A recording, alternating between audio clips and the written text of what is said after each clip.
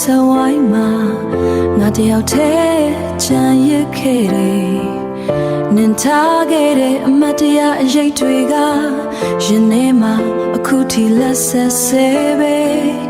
လေအေးလေးတွေတိုက်ခတ်တိုင်းမှာနင်တန်လေးချ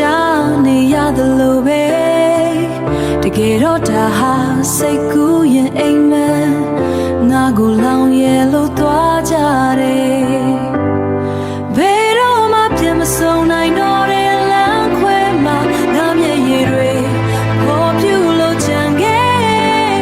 မင်းပေးခဲ့တဲ့ကတိစကားတွေလည်းလေထဲမှာပဲပျောက်ကွယ်သွားပြီလား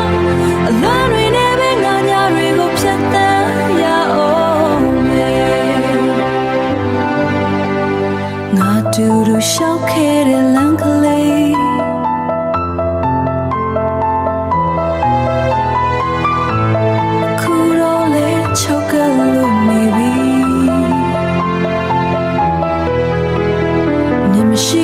ဒီကဘာကြီး